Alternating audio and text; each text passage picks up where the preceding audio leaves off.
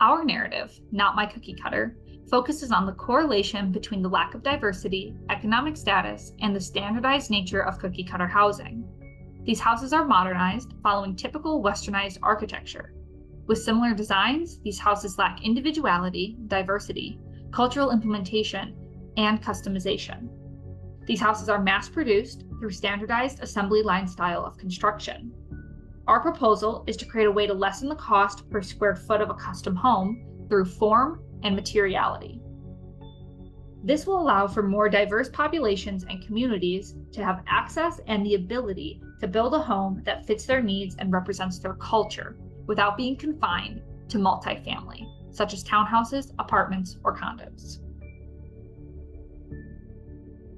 When looking at cookie cutter neighborhoods, one common quality is the limited housing variations.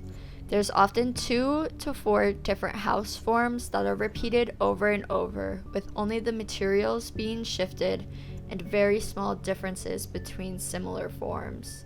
As seen, there's 2 different house forms that are being repeated over and over, with the variation of garage sizes and materials being changed. This is a common quality of cookie cutter neighborhoods.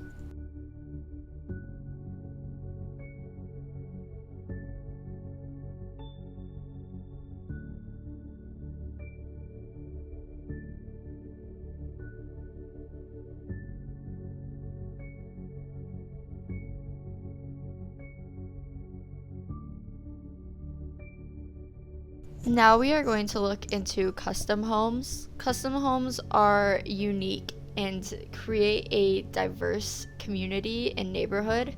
Each custom home is, as it is custom, there's no real consistency in the form of the homes.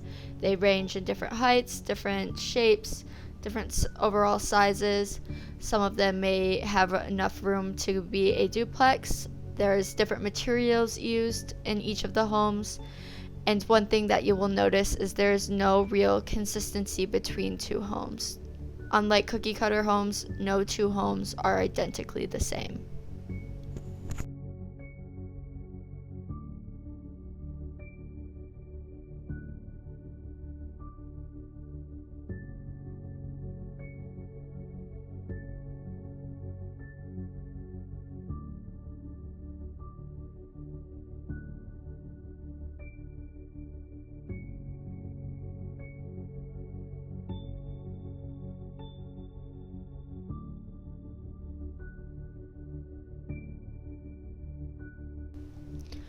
Well, duplexes and apartment complexes are often a variation in housing typology. Most communities are often the same condos or duplexes repeated over and over and connected together. So, like cookie cutter neighborhoods, there is no real variation in the housing form and no variation in materials being used. So, overall, the neighborhood lacks diversity in those instances.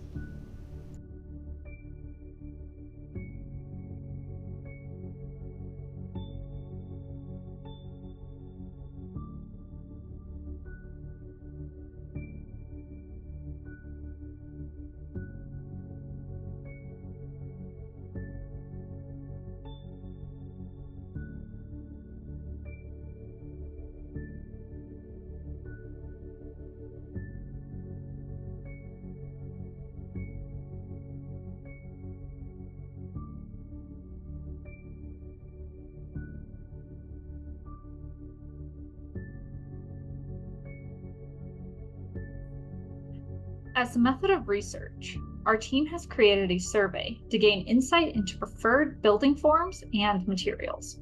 With a range of single-family and multifamily homes listed, we hope to learn more about the preferences of the community in order to increase and diversify the communities. Our next method of research entails studying, surveying, and mapping different neighborhoods. With the form shown, the person researching is able to identify whether the neighborhood consists of cookie cutter, custom, or multifamily homes, as well as the variations of building form, identify different materiality and height changes, and then map those findings. This research method will allow the researcher to be able to identify differences and commonalities between different neighborhoods in a given area. From an economic standpoint, construction costs have been shown to be a significant issue between cookie cutter homes and custom homes. As you can see on the far left, this line chart shows a significant difference between custom and cookie cutter throughout the years, either due to election years, natural disasters, pandemics such as COVID-19, or even inflation.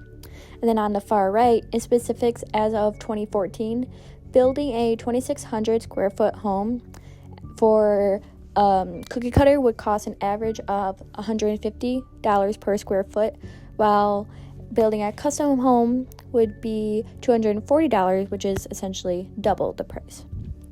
However, by lowering the cost of construction and materials, this will create for a diverse range of scale, materiality, culture, as well as ethnicity for not only single-family homes, but also condos, duplexes, apartments, and multifamily. Based off of our survey, there is shown to be a preference for single-family custom homes over cookie-cutter houses, as well as duplexes, condos, or multifamily houses.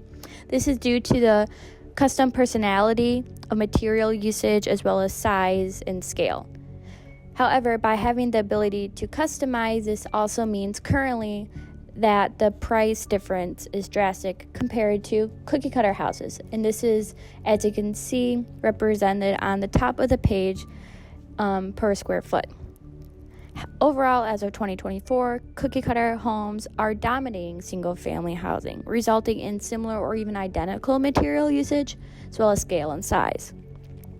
However, by bringing back affordable materials per square foot, homeowners will have the ability to customize their homes, which would allow for a diverse range of housing types.